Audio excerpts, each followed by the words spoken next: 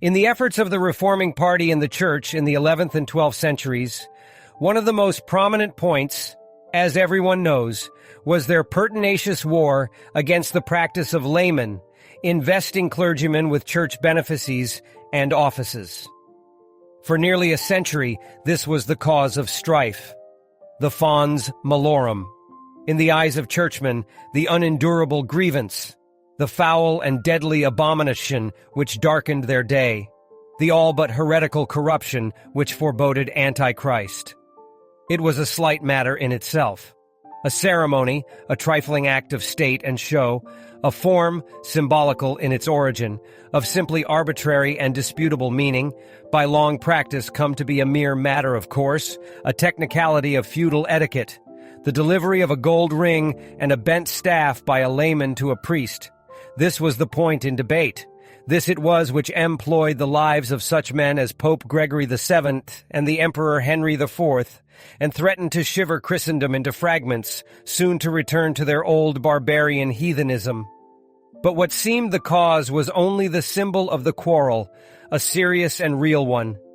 As in many other instances before and since, principles which were life or death to the world had attached themselves to some paltry fragment of human pageantry, some device or fancy of the hour, thenceforth the gauge or prize of battle, and were to stand or fall with it. The fate of Europe, perhaps of the Church, hung on the decision of the investiture question. It was the struggle, a confused and entangled, but a real one, of faith against self-will, of purity against lawlessness, of spiritual power against force and the sword. This and no other, as far as man can separate and oppose parties and their motives, is the meaning of the contest in those times between royalty and the priesthood, as we should now term it, between church and state. The church could not reform itself, could not do its work, could not ensure its own permanence in Europe, while its present relations to the rulers of the world, the growth of 300 years of misdoing, continued. If it was to hope for purity, it must strive and, if necessary, suffer for liberty. And by the joint instinct of both parties, the issue was put upon the question of lay investiture. This issue was first raised in England by St. Anselm. The present essay is intended to present a sketch of the contest upon it. But the subject itself of investiture, though it cannot be fully investigated here, requires a few words to trace its connection with the great struggle in which it was so prominent a feature. In the tumultuary beginnings of society in modern Europe, the claims of the Church and of the barbarian kings, both equally great, ran side by side, clashing or in turn prevailing by the force of circumstances or personal character without any serious attempt, as there was no pressing need, to harmonize or guard them. Thus it was till the union of Western Christendom under the empire of Charlemagne. This great event was, as it were, a new beginning to European history. This empire was a mighty religious monarchy which aimed at reviving, in Christian times and on a grander scale, the kingdoms of Solomon and Josiah, a power thought to be received by consecration from above as truly as the priesthood, the guardian of the Catholic faith, and of truth, duty, and peace among all Christian men. It rose among the new nations of the West, awakening ideas and opening prospects hitherto unknown to them. Then for the first time they realized their own greatness and dignity. They had not only conquered Rome, but inherited her grandeur. Till Charlemagne they had felt themselves be intruders. They called themselves barbarians. But now the glorious and religious emperor of the Christians, so valorous, so wise, so potent that he overshadowed all the old heathen Caesars, was one of their own blood and language. He had been crowned at Rome, the mother of the empire, where Caesars and emperors were wont always to sit. They had seen the worship and heard the acclamations of the Roman people. Carolo Augusto Adeo Coronato, Magno et Pacifico Imperatori, Vita et Victoria, J.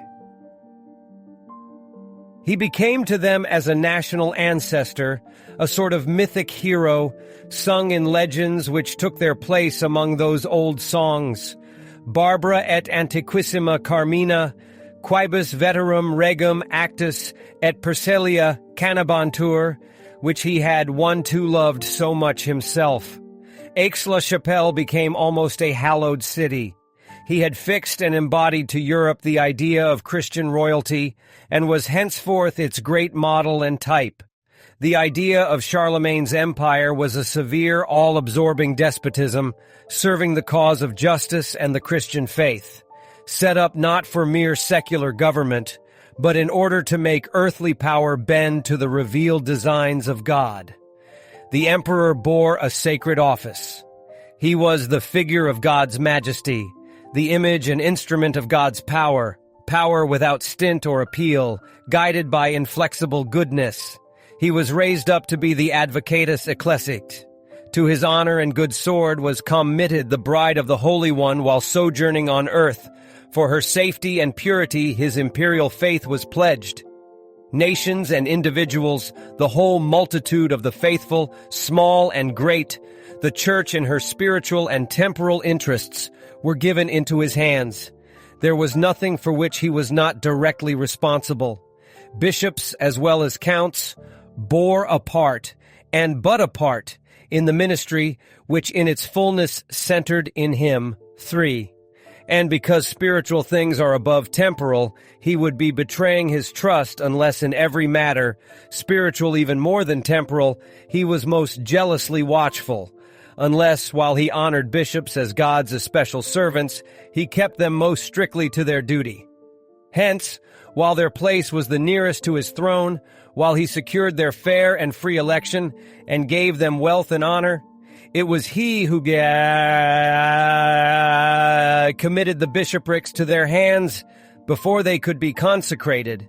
He watched over and admonished his ecclesiastical as well as his lay helpers, adjutoria, holding councils with them, collecting and promulgating through Christendom the canons of the Church, inquiring into and ruling everything, from the business of a synod to that of an archdeacon or parish vestry, points of faith, morality, discipline, ecclesiastical convenience, the Catholic creed, names of angels, apocryphal works, festivals and tithes, furniture of the altar, church building, the use and preparation of chrism and holy water, the duties of the confessor to his penitents, publishing in juxtaposition laws about the assembling of councils or the education of the people, and regulations that priests should ring their bells at due times, that scribes should not write faultily, and that no man should force another to drink wine against his will.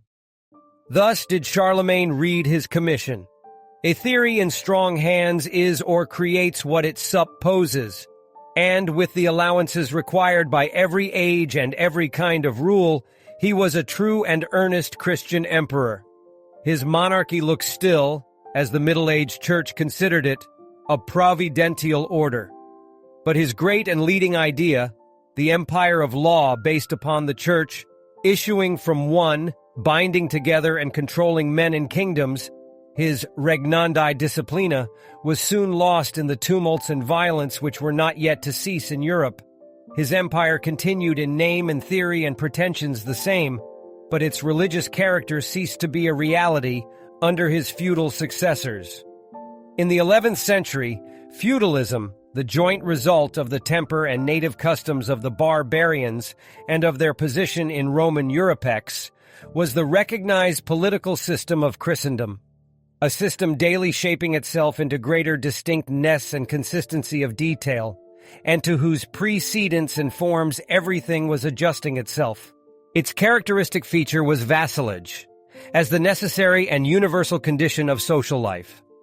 Where it prevailed, men were held together not so much by public law and power, as by a kind of network, a mutually connected series of personal and private ties of a formal and solemn character between the weak and the powerful. And a strong tie it was. There was no earthly bond between man and man more stringent in its idea than that between lord and vassal. not that between master and slave, general and soldier, king and subject, nay, even between parent and child. It ran parallel to the relation between man and wife, and accordingly the feudal law, at least in England, excused a woman from the full profession of vassalage, because it is too not fitting that a woman should say that she will become a woman to any man, but to her husband when she is married. It was in all its forms and terms a military relation, supposing a state of continual war. In days when men were not born into a self-acting system of order and law, when every man must look to himself and none could stand alone, the weak could do nothing better than link himself unconditionally to one more powerful and noble, who could give him a standing place in the confusion, while to the strong there wob nothing more useful than the free service of a stout vassal. Thus the lord and vassal were bound together by the honor and frank generosity of soldiers. Such was vassalage in its theory and forms, even after they had become legal fictions. Between lord and man there is only faith, says the old feudal Cuse Toms. A fief was not bargained for and sold, but given. The return was not rents, but a man's unstinted devotion. The formal crime which forfeited it was ingratitude. When the compact was sealed by the vassal's homage, the most honorable service and most humble service that a free tenant may do his lord, he came before him in the guise of a helpless suppliant, without arms or spurs, and surrendered up person and fortunes into his hands.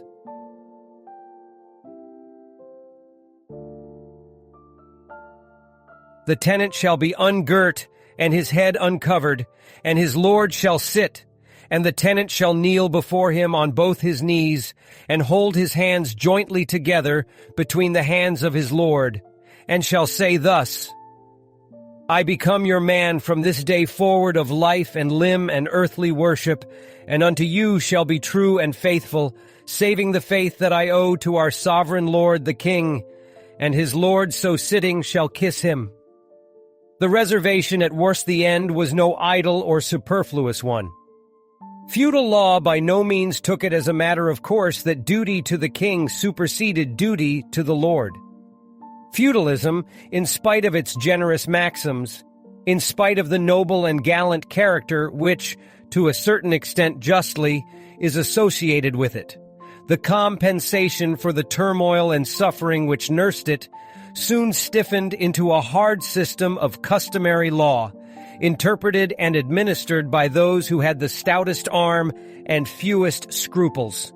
It became the strength of a great military aristocracy. And truly, those noble barons were a rough sort of governors and shepherds of the people. Our poetical notions of a gay and gentle chivalry fade away cruelly, we had almost said ludicrously, before the frightful realities of European life as drawn by the Middle Age historians. Their picture is of a gradation of chiefs, with their rude, ferocious soldiery posted through the country, each in his own county or honor or castle wick, able safely to do as he pleased. Men of ungovernable passions, living for the stormy excitements of battle or of their own scarcely less terrible castles.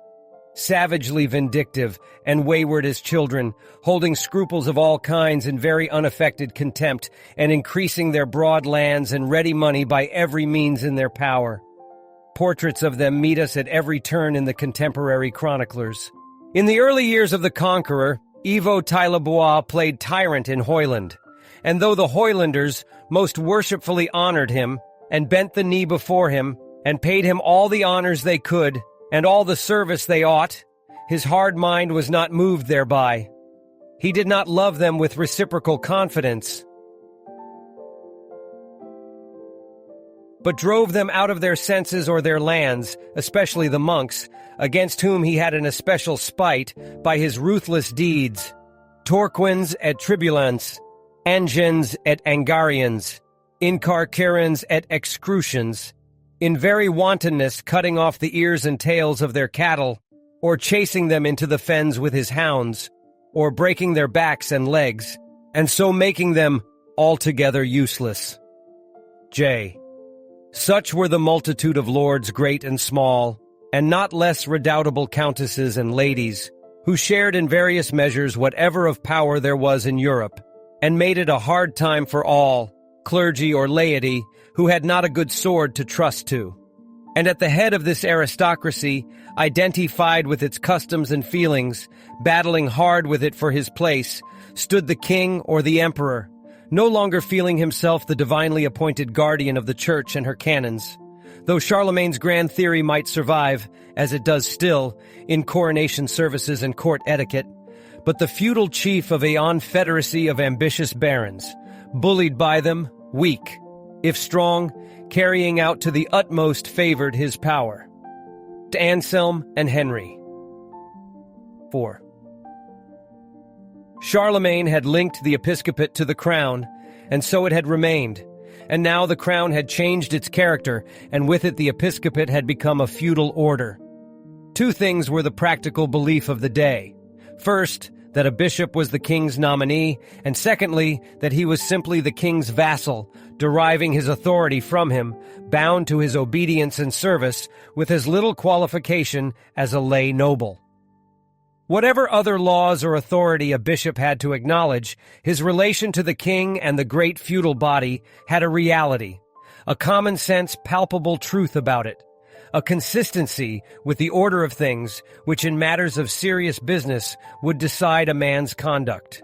It was a tie which made it mere romance and wildness for him to rebuke and punish vice, to defend the poor, to stir in good earnest against the corruption and worldliness of a system of which his lord and patron was head. For such a proceeding there would have been no name known but treason, the unpardonable crime of feudal days. Further, the feudal relation which had grown up between the bishop and the crown, besides its influence on the episcopal office, affected very seriously the security of church property. This became a distinct but very important point in the dispute. Part of this property was from the first given and accepted on feudal conditions, but the bulk of it was in a different case. It had been offered and consecrated to God and his service with a reality of sacrifice and surrender which we can hardly feel now. In the most solemn way possible, all earthly claim to resume it had been renounced. But in time the conditions which were fairly attached to part were extended to the whole. It was not merely charged with certain services, such as were often reserved in the original grant, but claimed for a feudal superior in the same sense as a temporal fief. The king had become not merely the trustee, but the lord of the church lands.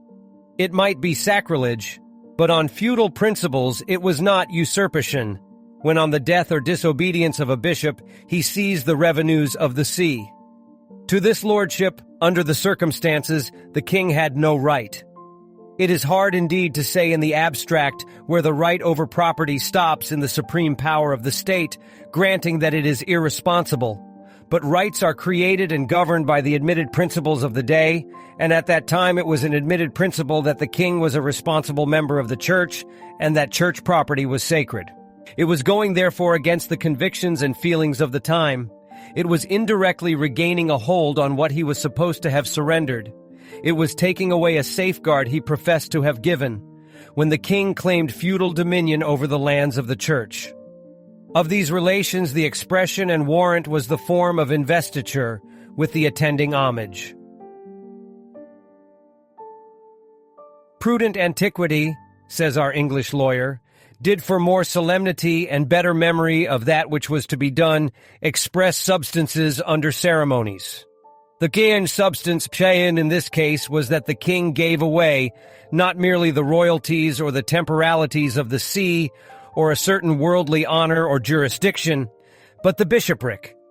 He put into the bishop's hands not a sword or a scepter, but the symbols of his spiritual functions, the ring and the pastoral staff. Such was the state of things when the contest about investitures began in the middle of the 11th century. The attack on them was a new line on the part of the church party. Investiture was one of those practices which have their import ants from the system in which they are found, altering their meaning as that system insensibly passes into another. It had begun early in connection with Charlemagne's theory of a Christian empire and had continued as a ceremony unopposed and unnoticed. Its meaning was vague. It was sanctioned by the almost ecclesiastical office of the king or emperor, and doubtless there was many a bishop who liked the feudal effect thus given to church dignities, who had no objection to call the alms and munificence of ancient kings his barony and royal fief, so that he might ride at the head of his chivalry, an array as brave and gallant as the neighboring earls whom he had to keep at bay. The church had acquiesced in the custom, for she had seen no evil in it.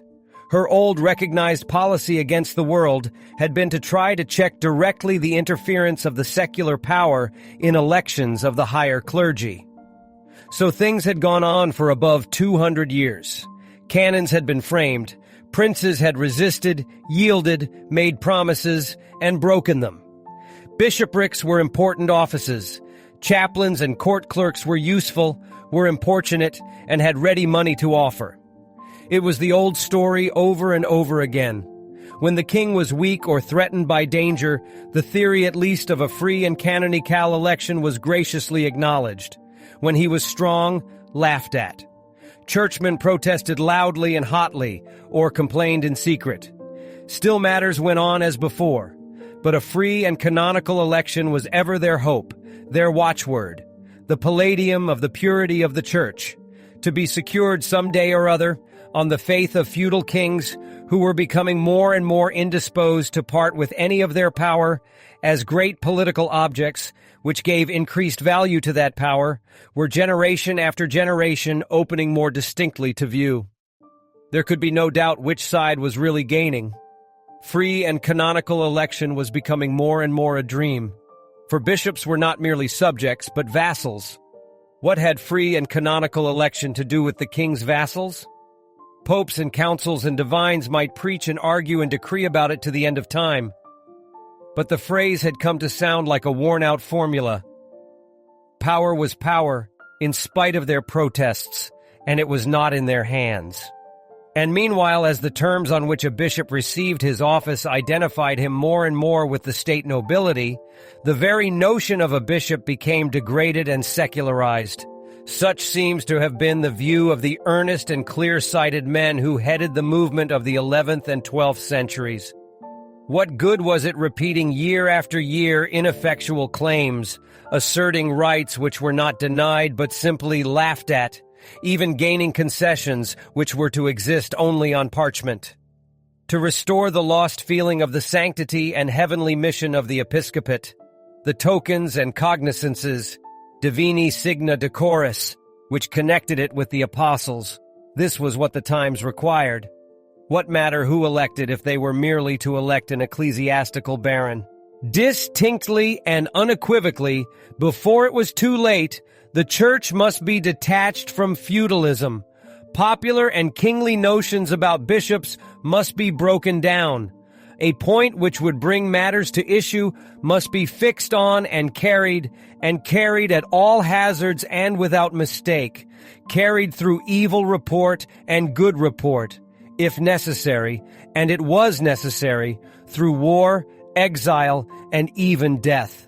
If anything was to be done, they must strike a blow, must prove that priests as well as soldiers could act. They could not keep kings from meddling in elections, but they might keep bishops from receiving their offices on terms which fettered and lowered them. Abstract rights might not help them much, but they might fix on a practice and draw upon it the strong and indignant feeling of Christendom. Investiture and homage, as they had long been exacted from the clergy, created not merely a spell and prestige in favor of feudal claims, but, according to prevailing principles, a real undeniable right. They were the links which bound the church, and cost what it might, the church was above all price, they must be snapped. It was no safe experiment, but they had hit the blot. Nothing shows it plainer than the rage and reluctance with which their opponents at length yielded. The Emperor Henry V, when he had the Pope in prison, holding him fast, says his panegyrist, as Jacob did the angel, and not letting him go till he gave him a blessing, could afford to let his captive bargain about free election. The blessing which he wanted was to give him the right of investiture.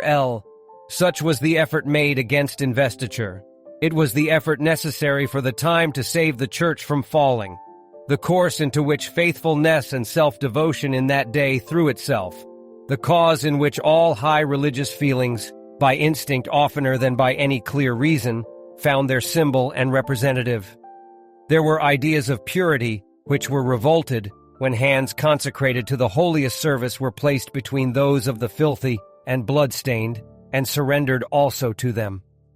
There were yearnings after freedom, enthusiastic glimpses of the unutterable glory even of the church militant, which spurned at the notion of her being a handmaid to mortal greatness. There were thoughts of our Lord's actual presence in the rites and voice of the church, which made the interference of secular power feel like a profanation. All these rose up in men's minds as the movement went on, and turned themselves with more or less success and consistency into arguments. They at least showed what was in men's minds, what was identified with the contest. And in spite of irrelevant reasoning and weak points, the question was what it was felt to be, one of the deepest principle, a matter which could not rest any longer as it had done, whose consequences of one kind or another had come to the birth and could no longer be delayed. If investiture continued now, it was equivalent to surrendering the Christian law to those who hated it. It was in vain, when the church became alive to the real meaning of the dispute, that moderate and peaceful men, suspicious of great movements, keenly alive to what was wrong or questionable on their own side, appalled at the terrors of a struggle and hopeless of the strength of the church to overthrow a custom so tenaciously held, took a middle line, drew distinctions, and formed theories to elude its meaning. What did feudal kings care for theories? Canonists might refine in their schools on the possible or original meaning of the symbols, and urge that the staff might mean only temporal jurisdiction, that the ring could not mean anything sacramental in the hands of a layman, that symbols were but matters of opinion, and were of little consequence, so that right doctrines on the subject were maintained. Doubtless by due limitations and distinctions a strong, perhaps irresistible position might be taken on paper if the war was only on paper. But their distinctions could not alter facts or force the practical belief of the multitude. Argue and explain as they would, William the Conqueror and the German emperors knew very well what they meant by investiture, and the opinion of their age bore them out. When William told Lanfranc that he would have all the croziers in England in his own hand, it was in no meager and restricted sense that he intended his words to be taken. The Church had to deal not with abstractions and theories, but with a great established practical system, acted out day after day by living men. She was in danger of becoming feudalized in spirit and outward form. Bishoprics and canonries were being made the prey not of a considerate legislature providing for vested interests, but of the more summary and urgent avarice of spendthrift soldiers. The higher clergy were becoming more and more worldly and profligate. If this was to be checked, it must be by other means than by explaining away the meaning of investiture. Ivo, Bishop of Chartres, who was one of the representatives of this moderate party, Anselm's friend and fellow pupil at B, a brave and earnest churchman too, reasoned plausibly enough in the abstract that there was a ground on which investiture was defensible, that it was folly to sacrifice religion one to a point of positive order. Doubtless, as he said, St. Augustine made great account of the claims of human law. Doubtless the Pharisees in their day strained at a gnat and swallowed a camel. Probably also he only spoke the truth when he complained that great scandals were left unredressed during the struggle, and that the ministers of the Roman See often behaved very badly. But the question on which all hinged yet remained, whether he or the Pope's party best understood the feelings and necessities of the time. He only proved, what they had good reason to know as well as he, that they were playing a strong game, were making great sacrifices. It might be that the object was worth them, and required them. It might be that it did matter whether investiture were granted by this or that symbol. It certainly did so happen that those most interested, the feudal lords, thought so. Ivo, however, himself, as the contest went on, came to see that the point was not so indifferent or secondary as he had once represented it. It was on this question that, after the death of William Rufus, Anselm carried on his battle against feudalism under the new king, Henry I. As far as we can see, it was William's tyranny in driving Anselm out of England that gave him this new ground. For it was during his exile that the canons against investiture, which hitherto the popes had not cared to enforce in England, were brought under his notice, and in them he gained a distinct expression for his principles, the want of which he had felt in his resistance to William. It was a strange destiny which seemed to pursue him. His old enemy was dead, but the conflict was to be renewed at once, with scarce a breathing time, against a fresh one. Dispute and turmoil were still to be his lot. The contrast is indeed a striking one between Anselm the writer and Anselm the archbishop. Most great men have one sphere and one function, and accordingly, however diversified their powers or history, everything about them seems subordinate to this one end. Whatever bears not on it may be matter for curiosity or give life and reality to the broad popular notion of them, but it is no essential feature of their portrait. The statesman may be a scholar, the orator have an ambition to shine also as a man of science or a poet, or it may be as a theologian. But their feats or failures alike are absorbed into or drop off from their memory, and will be forgotten before the fashion of their clothes, the look of their face, or the tone of their voice. The law of their course forbids them the coveted place in another fraternity besides their own. Many men indeed have, like St. Athanasius, worked out their peculiar task both by their writings and by the influence of a powerful character during an eventful life. But their actions and writings have been the one the complement and illustration of the other. They have led directly to the same point of sight. They cannot be separated. They are promise and fulfillment, text and commentary. And again, there is sometimes a kind of contrast between men's lives and writings which arises from a want of harmony between them, painful or amusing as the case may be, where the deed is inconsistent with the word, or where a man's feebleness and helplessness of speech, his rude phrase and stammering lips, stand out in ludicrous juxtaposition with his practical clearness and energy. But this is not the contrast we are speaking of in the case of St. Anselm. It is the contrast of different and almost opposite characters in the same person.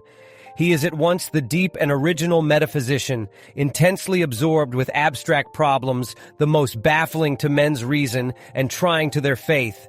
In a rude age and with slender appliances, by the help of St. Augustine and his own thoughts, facing them boldly, and marking out a new and definite course which was to be followed in schools of the Church for centuries.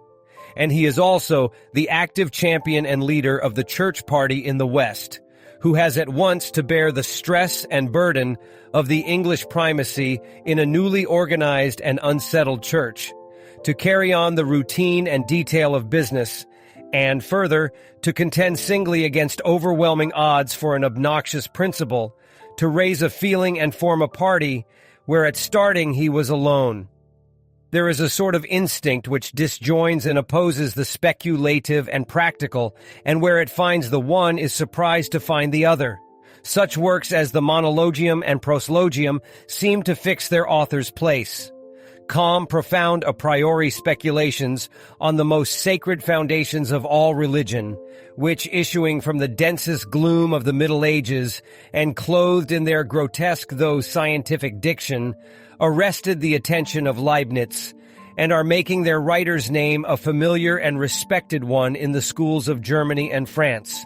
They mark him out as belonging to those who live apart, who work for mankind in secret, whose memories, known to the world by their writings, are shrouded from popular curiosity in a sort of mythical vagueness, as a subtle teacher whose very sentences are weighed with heed, fitly placed where the great poet has placed him, in the consecrated brotherhood of those who have especially ministered God's gifts of reason, prophets and preachers, historians and philosophers, men of the schools, and the cloister. Natan propheta, iwan metropolitano Chrysostomo, ed Anselmo, e quel donato, che alia prim arte degno poner mano. But such a one we do not expect to meet with also on the turbulent stage of English history, in company with the practical, the intrepid, the far-sighted rulers of the multitude, influencing and encountering the powers of the world, the fellow champion of Hildebrand and Becket, the mate and rival of our Norman kings. The effect is much as if we could imagine that Bishop Butler had fought and suffered for the Church against the Puritans, or Archbishop Laud had written the analogy. Not that there is any great mystery in this, or that Anselm possessed any very wonderful versatility or variety of talent. Well as he acquitted himself when called to act in public, he never changed the character which he had formed in his days of peace. He always continued to look on his vocation in the world as that of the theologian and the ascetic. In the very tug and crisis of the battle, when standing face to face with what we call the realities of life, man of business and action as he seemed, he was still in reality the devout and enthusiastic metaphysician. In the hall at Rockingham, or the cloister of Canterbury, or the palace of the Lateran, journeying along the rugged and ruinous ways to Italy, as well as in his Campanian monastery, with its mountains and sweet cool air. His thoughts without effort disengaged themselves from those absorbing interests which seemed at stake, to fly back to their sacred and remembered spring, the deep things of God and the soul. To the last, on his deathbed, it was evident that he considered it his especial work to unravel and communicate high and difficult truths. Nor was he wrong. He was not a statesman, but a monk. The secret of his victory, of his high and noble bearing in the world, of his dignity and self-possession, of his clear-sighted decision, of his firmness and readiness, of that unbroken calm which seemed in so undefinable a way to be about him, the secret of all this lay not in any unusual proportion of those powers which enable men of the world to charm or overawe their fellows, but in his thorough earnestness and self-devotion, in that completeness of character which by dint of continual and genuine self-mastery has become fitted for every kind of service, because it has really surrendered every end but one. And so, when called to a new sphere, he was ready and qualified for it. He at once recognized his place and took it. The scene was changed, but the man was the same. All that he brought to meet it was his former fidelity and patience, his unexcited and commonplace sense of duty, the unconscious heroism which had been growing up in him in secret, fortezza, ed humiltat, a largo cor, and the vivid and constant certainty that, come what might, he had chosen the winning side. And thus, monk and schoolman as he was not discomfited by the jeers of William Rufus and his court, or surprised to find himself wresting from the poeti, the great King Henry, one of the dearest privileges of feudal royalty. The fact of this contrast, that there is so little visible connection between Anselm the theologian and Anselm the archbishop, is an instructive one. The cause of ecclesiastical liberty was not of interest only to men of statesmanlike powers, whose line was action, command, and policy, in whom a great and noble cause, to be battled for in the world against selfishness and power, was of itself sufficient to rouse enthusiasm and enlist their whole souls, for Anselm certainly belonged not to this class. Yet no man fought more sturdily or heartily, with less doubt as to the importance of his quarrel, with greater readiness to risk and suffer everything for it, than he did. And that not as a tool or blind partisan, for no one prompted him, and the court of Rome as well as the English bishops left him very much to fight his own battle. In his case, certainly, it was no political end, however good and high, which moved him. The excitements of the strife, the Cerdominus Gaudia, had little charm for him.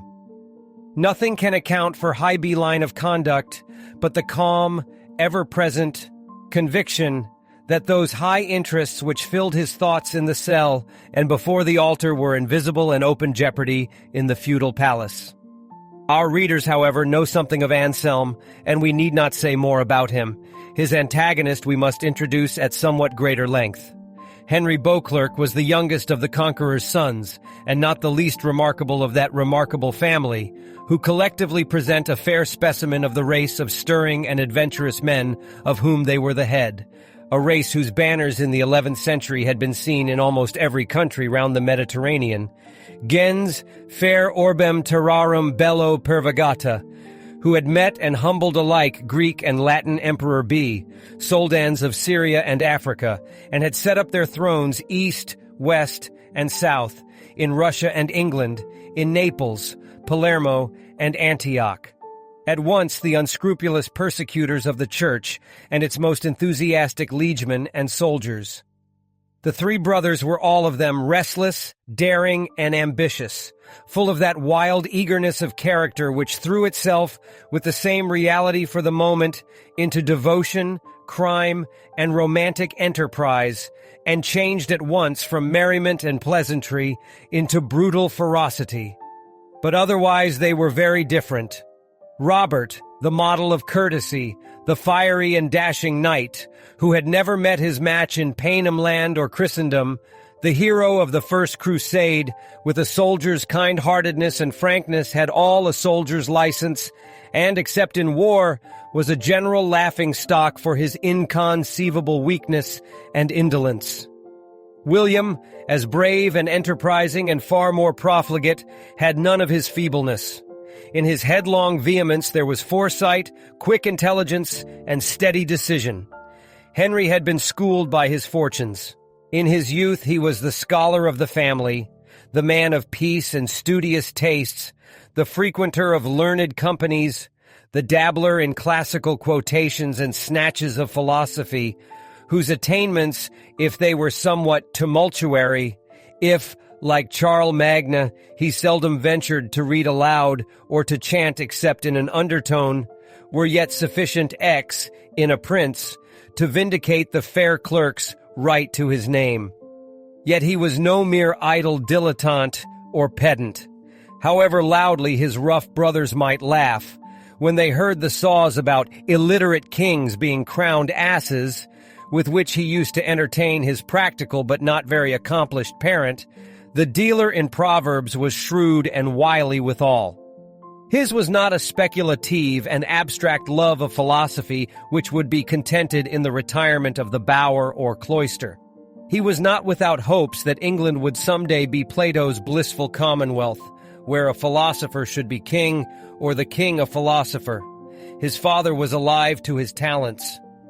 "Never mind, child, you will be king yet," was the consolatory prediction with which he bade his son dry his tears when he found him once weeping at some affront from his brothers. His father's death left him a person of some consequence, either as a friend or a prize.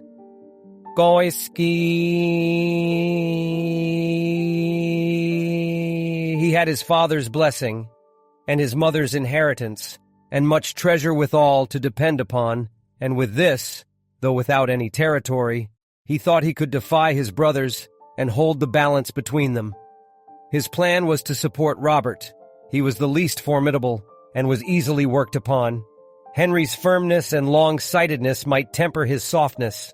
But Robert, though gentle and weak, knew well the value of money, and could listen to slanderers. Henry made the inexcusable mistake of leaving his secret of strength, kiss 3,000 marks, within Robert's grasp, while he went over into England on his brother's service. When he returned, he found that Robert had made use of him in another way. The 3,000 marks were gone irrecoverably, squandered on Robert's mere seignories. His hopes of influence thus rudely put an end to, perhaps, says William of Malmesbury. He took it unkindly, but he held his peace. After experiencing more of Robert's ingratitude, he accepted an invitation from William. But William was satisfied when he had got him away from Normandy, and after a year of want and disappointed expectation, he escaped across the Channel to Robert, whose flattering tongue changed as soon as he was once more in his power. Thus he lived, bandied about from one brother to the other, each disliking him equally but afraid to trust him with the other. It was in vain that he tried to win Robert's confidence, that he saved Rouen for him, that he tossed traitors over the walls into the Seine, so zealous was he in his cause. Robert requited him by turning him out of the city he had preserved. In the end, both brothers joined against him.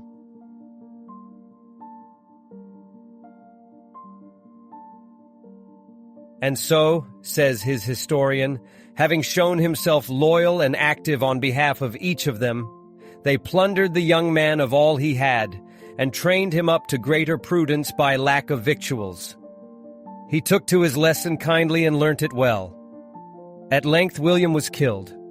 Robert was at the time far away. He had gone some years before to the east. The bravest of the Christian host, he had gained great glory against the infidels. The crown of Jerusalem was pressed upon him, but home and rest were dearer. He was now on his way back, wooing a fair lady of Italy and refreshing himself after his toils. Meanwhile, his quiet brother had been gaining popularity, forming a party, and biding his time in England. The news of William's death brought with it the expectation of universal confusion. Most of the court dispersed hurriedly to their homes to prepare for the worst. Henry was on the spot and ready. The day William was killed, he claimed the keys of his treasury. The keeper opposed him and reminded him that he had sworn homage to Robert. Henry answered by drawing his sword. He was not going to lose his father's scepter by frivolous procrastination. Robert's title, after all, was an imperfect one. His father had expressly excluded him from the crown of England, and anyhow it rested with the bishops and great men to accept or refuse him. Personally, there were many things against him: his indolent spendthrift ways, his childish feebleness. Above all, he was away. The great men knew not what had become of him, and England wanted a governor at once. Henry was willing to be king of England. He was a fit man to be a king, resolute and steady, and, except with the riotous companions of King Rufus, popular. Even the Saxons felt kindly towards a born Englishman, a son, too, of William the King, and he was a friend of justice and quiet. His soul abhorred the loud, coarse, impudent profligacy which had been rampant in his brother's palaces. The whole crew of the dead king's companions, male and female, were at once mercilessly chased away. The use of lights at night restored in the court, he promised a strong and righteous government, fair customs to the crown vassals, to the people, the old laws of King Edward, and liberty to the church. The clergy and great men unanimously agreed to have Henry. 3 days after William's death, he was consecrated to be king at Westminster with great rejoicings of the people. Robert hastened one home, but it was too late. His chance was gone, and his place filled by one who could keep it. The smooth, pleasant, clerkly youth, of fairest form and manners, and most gentle and free, who had assiduously courted his service and been flouted by him in return so lightly, was now master of the game, a king in good earnest, no trifler with titles or hero of forays or tilt yards, and he had not forgotten what he had learned or suffered of Robert. He was still the man of smiles and decencies. He could wait for his object, but not forgive or relent. Silly Robelin Courteaus, he had but 4 to be left to himself, to work out ample vengeance for his brother. He first sold his claim to England for a pension of 3,000 marks, but he was a gallant and courteous knight, and could not refuse a lady. At the suit of Henry's queen he gave it up. Robert knew not how to govern his dukedom. Normandy was in wild disorder, and he helpless and listless. It was a sore sight, and Henry took it much to heart. His brother was disgracing himself and ruining a noble province, playing the monk for instead of the count. He expostulated, once for blandly by words, more than once roughly by war, but Robert was incorrigible. Henry was at last prevailed upon. It was very painful but necessary, to sacrifice his indiscreet brotherly affection to endangered justice.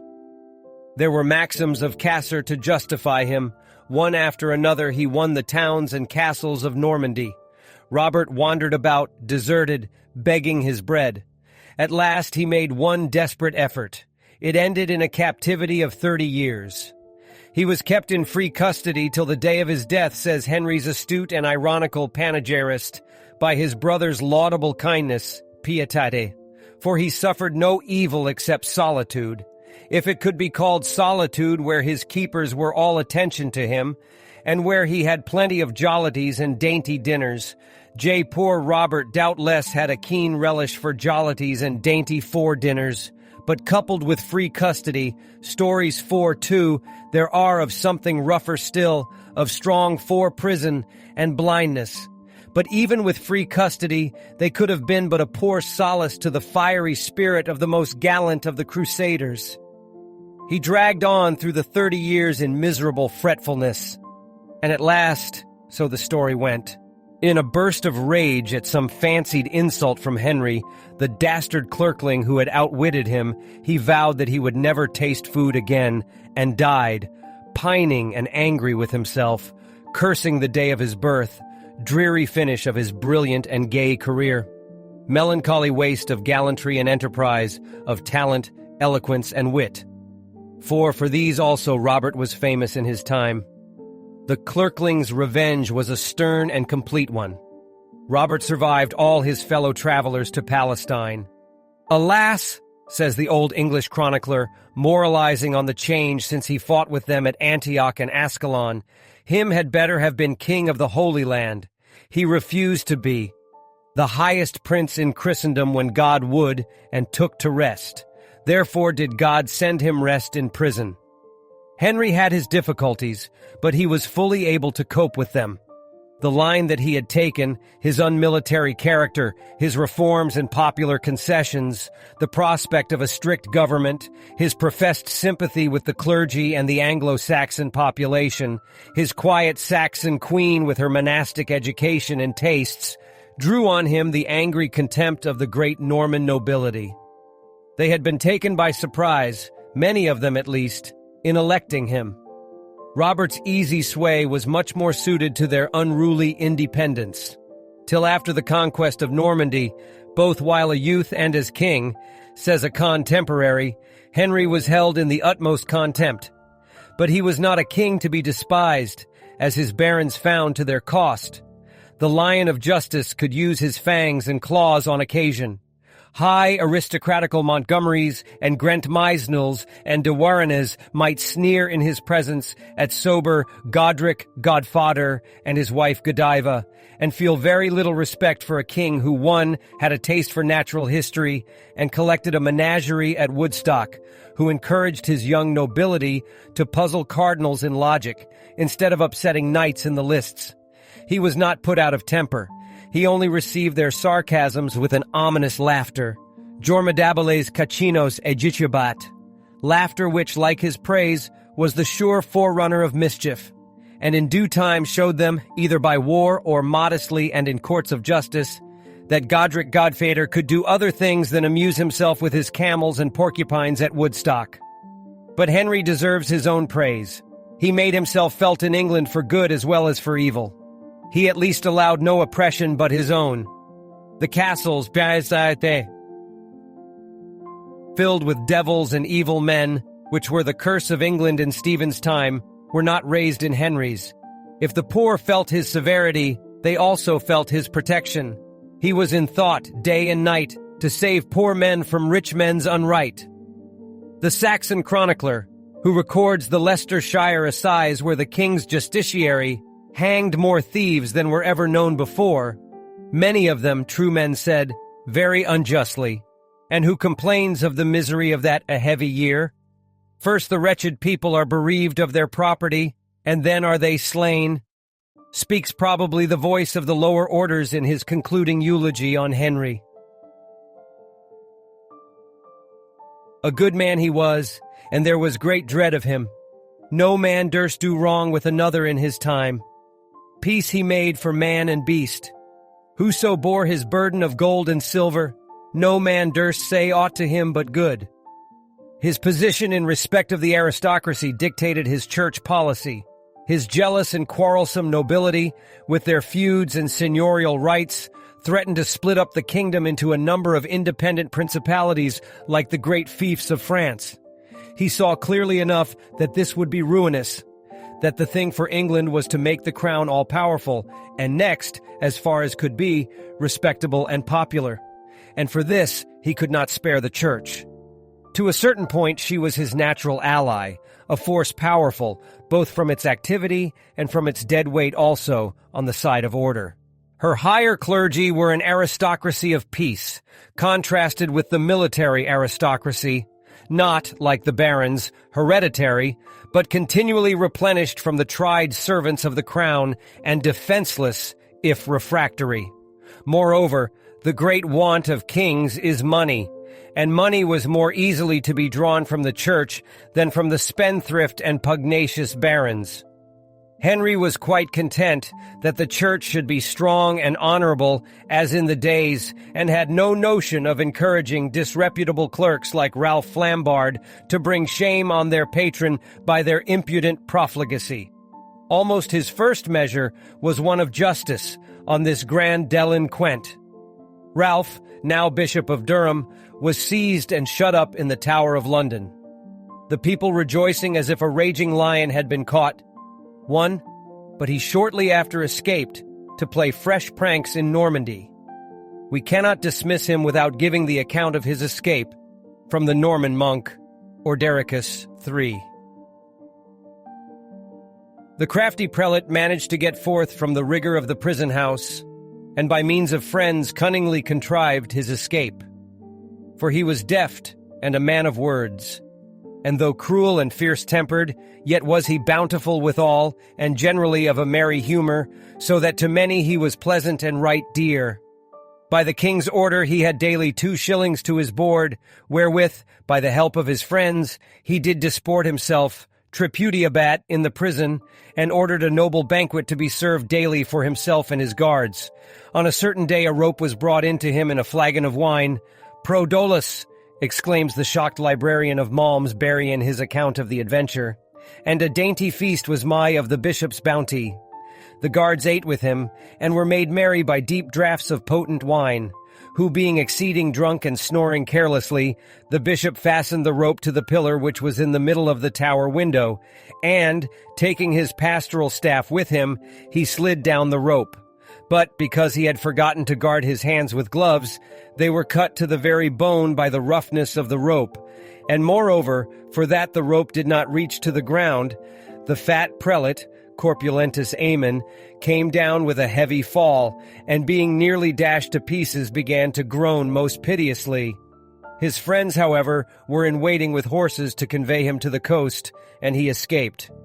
It was some consolation to the population at large that he had not got off quite scathless.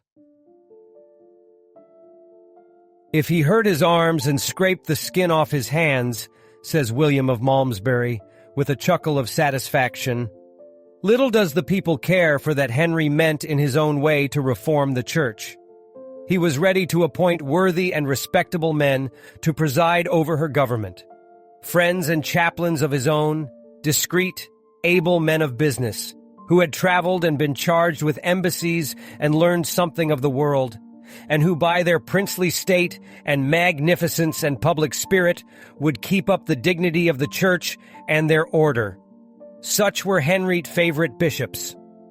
Roger, afterwards styled the Great, was a poor chanter priest in a suburb of Caen when he first took Henry's fancy, then a needy, ill-used younger brother with a small following, by high expeditious mode of performing divine service. Henry thought he would make a good soldier's chaplain, and took him into his service. Roger proved useful. He kept the purse strings discreetly, and he rose with his patron's fortunes to be Bishop of Salisbury, one of the most trusted and wealthiest subjects in England. If he was rather more of a man of the world than became a bishop, if he loved riches and was reputed somewhat free in his life, yet he was known to begin the day with the due religious offices, and his public works were monuments of his taste and liberality. Such another was Robert Blowett, Bishop of Lincoln. A contemporary's recollections of him might almost stand for a sketch of Wolsey's fortunes. "In my boyhood and youth," he says, "when I used to see the glory of our Bishop Robert, his knights so gallant, his pages of noblest birth, his stud of the greatest value, his gold and gilt plate, the profusion of his table, the state of his attendants, his wardrobe of purple and fine linen, I could conceive no greater happiness. How could I feel otherwise when everyone, even those who used to lecture in the schools on despising the world, paid their court to him, and he himself, regarded as the Father and Lord of all, most dearly loved and embraced the world? But when I grew up, I heard tell of foulest reproaches cast in his teeth, which would have half killed me, beggar as I was, to have endured before so great an audience. And so I began to hold that inestimable blessing at a cheaper rate. And finally I will tell what happened to him before his death. He, the justiciary of all England, the terror of every one, was in the last year of his life twice sued by the king through some petty justice, and twice cast with every circumstance of indignity. His distress was such that, while with him as his archdeacon at dinner, I have seen him burst into tears. And when asked the reason, "My attendants," he said, "once used to be dressed in costly stuffs, now fines to the king, whose favor I have ever studied, have reduced them to lambskins." And so completely did he despair of the king's friendship that when told of the high terms in which the king had spoken of him, he said with a sigh, "The king never praises any of his servants whom he does not mean to ruin utterly." For King Henry, if I may say so, bore a grudge bitterly, and was very hard to fathom, nemis inscrutabilis. A few days after he fell down in a fit of apoplexy at Woodstock and died. But further, the king was a man of learning, and he would not be without learned bishops also. He brought Gilbert the Universal, whose equal in science was not to be found between England and Rome, from the schools of Nevers to be Bishop of London. Gilbert justified his patron's choice, and moreover left at his death immense wealth, which Henry seized. The bishop's boots also filled with gold and silver being carried to the exchequer. But at the same time Henry could fully appreciate a higher and stricter character, and it was quite to his taste to have the metropolitan see filled by such a man as Anselm. Such was Henry Beauclerk and his policy. On coming to the throne, he at once recalled the archbishop. Anselm found things changed. From William's reckless tyranny, England had passed under the rule of a long-sighted statesman who was bent on crushing license. A man above the gross vices of his time, utterly despising the fashionable taste for military glitter and fame, professedly a man of peace but not afraid of war, the avowed patron and friend of the Church. The prospect seemed hopeful. Anselm's plans of reform in the English Church might now be carried into effect. Henry, from his gentler temper, was more likely to enter into them than his father. But very few days passed before formidable difficulties began to show themselves. Anselm, however, threw himself heart and soul into Henry's interest, mediated between Bim and his suspicious subjects, received in the name of the nobility of the realm and the great body of the people the king's plighted hand and his promise to govern by just and holy laws, accompanied him to the field when Robert invaded England, kept the changeable and faithless barons to their duty, and induced Robert to consent to a reconciliation. In the only critical moment of Henry's reign, he owed his fortunes mainly to the archbishop. The difficulties alluded to arose from the question of investiture. Henry, following the analogy of lay fiefs, required that Anselm should receive his archbishopric afresh from the hands of his new lord, and do homage for it, according to the usage of former kings. As we have already said, these feudal customs had been hitherto exercised without protest in England. Anselm himself had received investiture from William Rufus. But the case was now altered. He had assisted at councils where the canons against investiture were confirmed and republished, where those who gave and those who received it were alike excommunicated. He had now but one course: to obey the canons and refuse Henry's demand. His experience, too, in his last dispute, had taught him the real importance of the question, and he had made up his mind, while supported by the Pope, to hazard everything in trying it. The Archbishop's objection to investiture was a sufficiently provoking derangement to Henry's plans. To give up what his predecessors had possessed was a check at starting. To resist was to come into collision with the body he wished of all things to have on his side. With Anselm, too, an indomitable, fearless old man, a confessor in the freshness of triumph. Henry could not yet afford to break with him openly, but he had not the slightest intention of yielding the point. It was worth half his realm. Negotiation with the Pope opened a hopeful prospect of delay. It was a course to which the Archbishop could not object. If it gained nothing else, time of itself was well worth gaining. Anselm knew well that this was mere trifling, but his position was obedience to superior authority, and besides, he did not wish to bring suspicion on his loyalty. It was settled, therefore, that matters should remain in abeyance till an answer could be received from Rome. Henry stood on the usages of the realm. He was doing no more than all his predecessors, Saxon and Norman, had done, requiring no more than Anselm himself had yielded to William Rufus. He was anxious, he said, to honor the Roman Church as his father had done, to profit by the presence and counsel of his archbishop. But come what might, his usages, the honor of his crown, must remain inviolate. Their surrender could not be a question with him. He did not send to Rome to ask them as a concession from the Pope, but to see what could be done to enable Anselm with a good conscience to submit to them. If the church decrees could not be dispensed with, he regretted it. He was loath to depart from the Pope's obedience, but whatever resolution Anselm or the Pope might adopt, he must abide by the usages. Henry had this strong advantage, that he could say that the church claim was a new one. He could seem to others and to himself to be appealing against a theory to realities and immemorial practice. Saw you ever, since you were children, ring or staff given away in England, except by the king? Whom can you conceive doing it but him?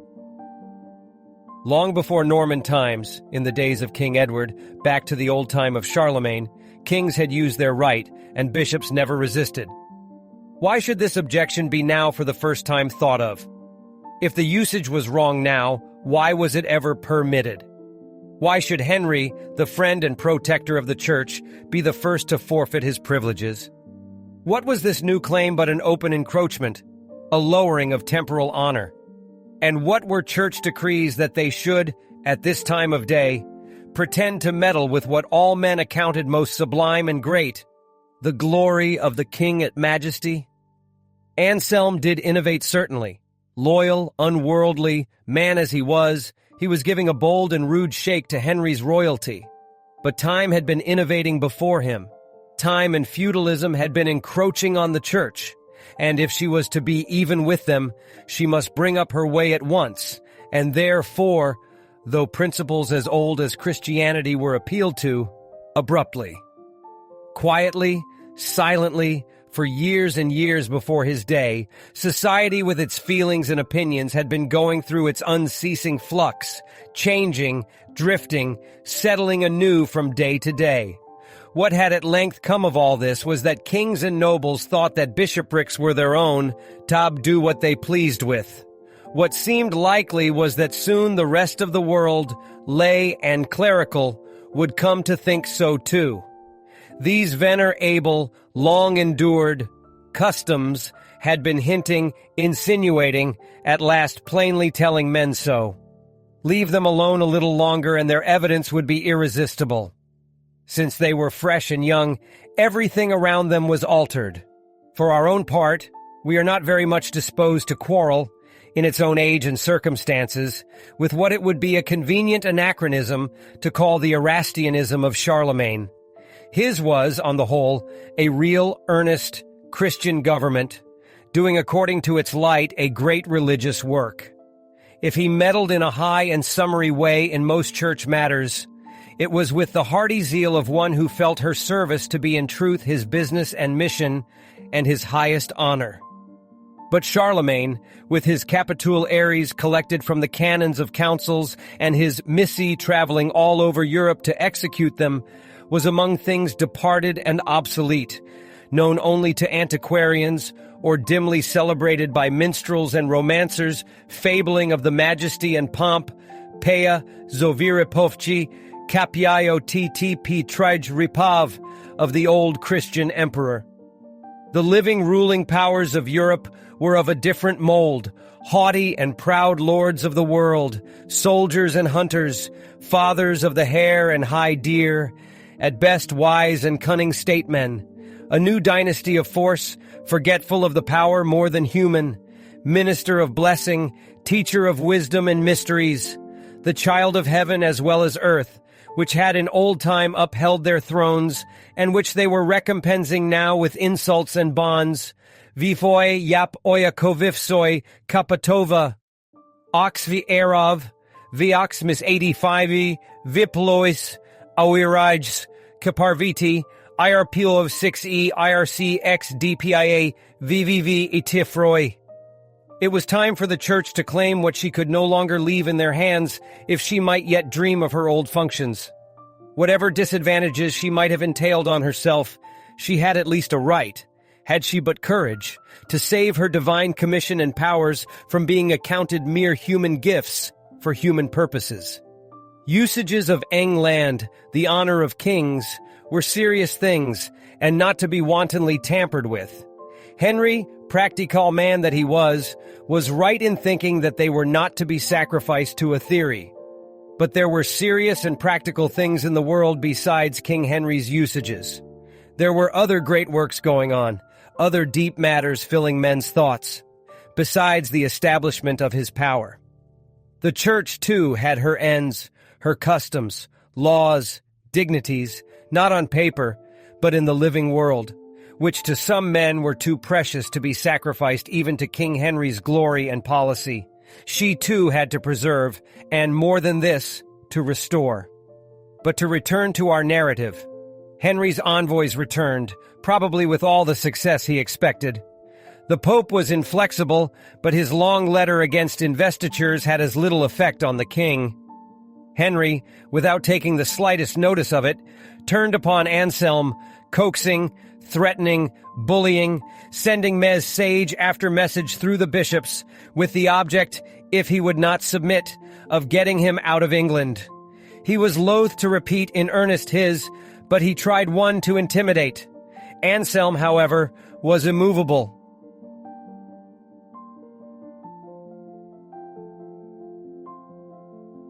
He could not leave his church. He had work to do there, and there he must abide till forced from it. At last a new embassy was proposed.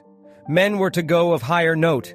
Perhaps the Pope would be moved, when he was told that, unless he relented, Anselm must be driven out of England and the Roman See lose the obedience of the whole realm, with the advantage which it yearly derived from it. Anselm was to send his representatives, if it were but to testify to the king's determination, a trusted monk named Baldwin, and another.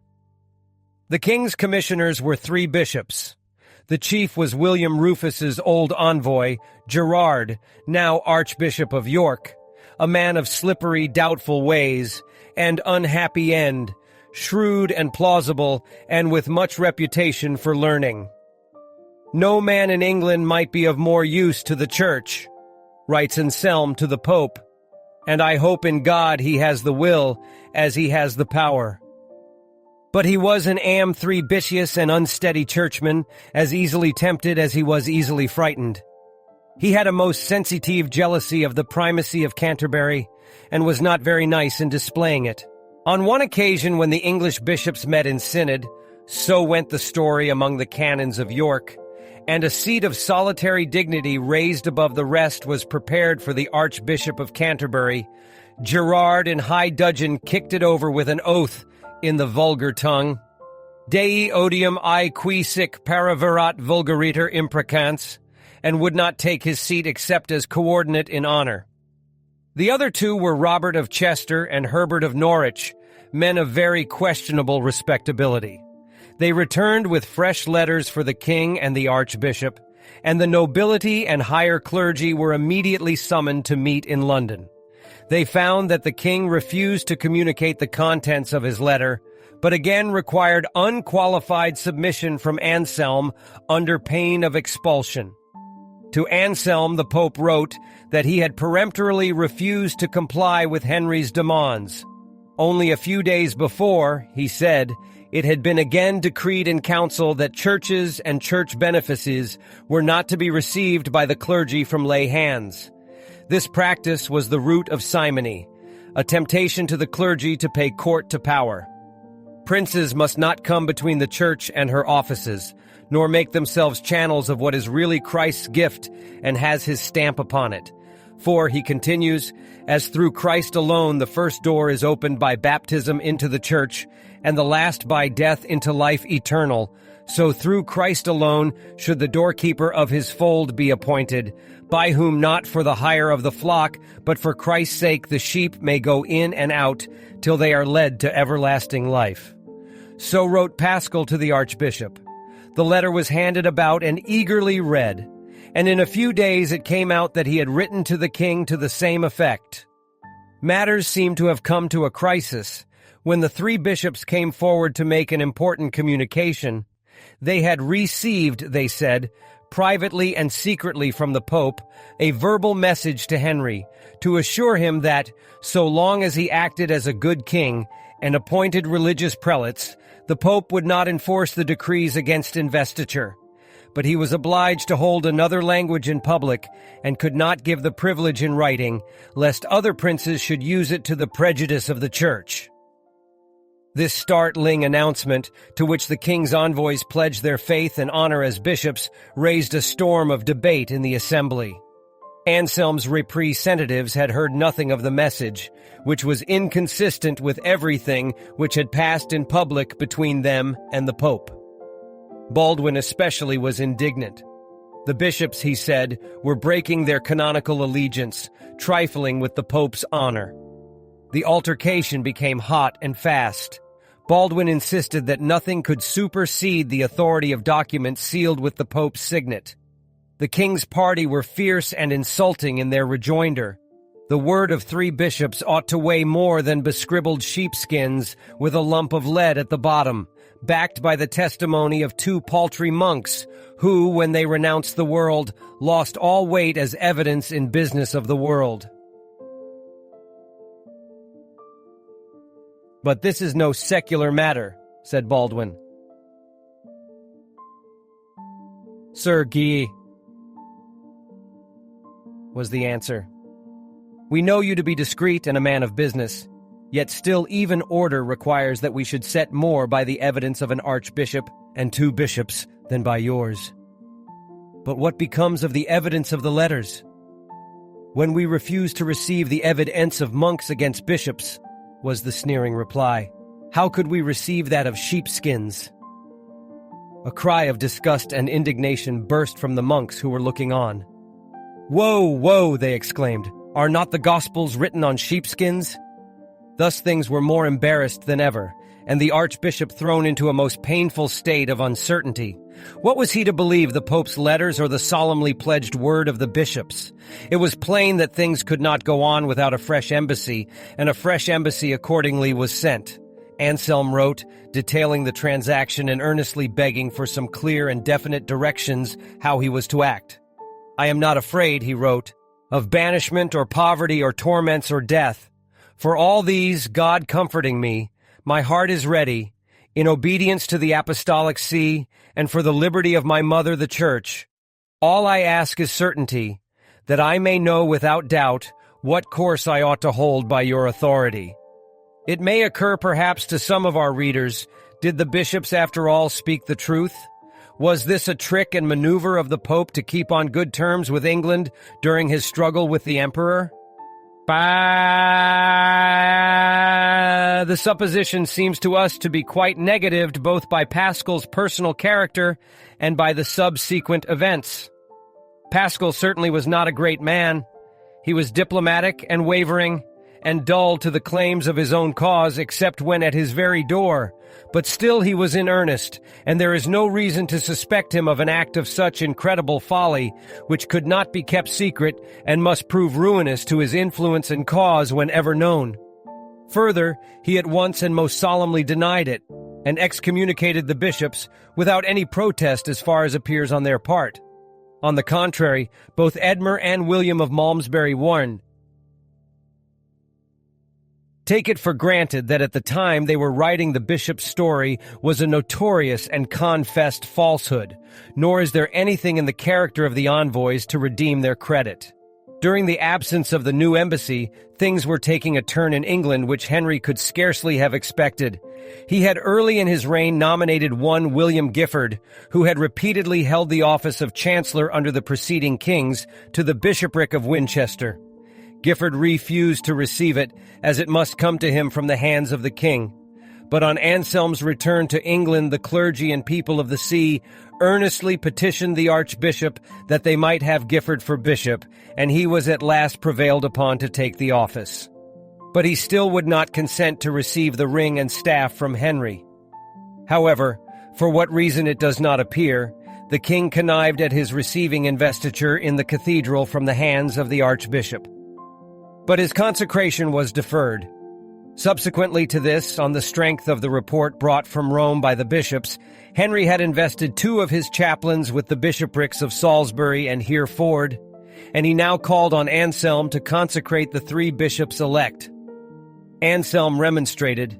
He was ready to consecrate Gifford, but, as to the other 2, it had been agreed between him and the king that till the Pope's decision had been finally ascertained, he at least should not be expected to sanction lay investiture. Henry swore that he should consecrate all or none. He still refused, and the king ordered Gerard of York to consecrate. This was a gross infringement of the metropolitan rights of Canterbury, a point keenly felt at the time, but Gerard was ready. The tide, however, was turning.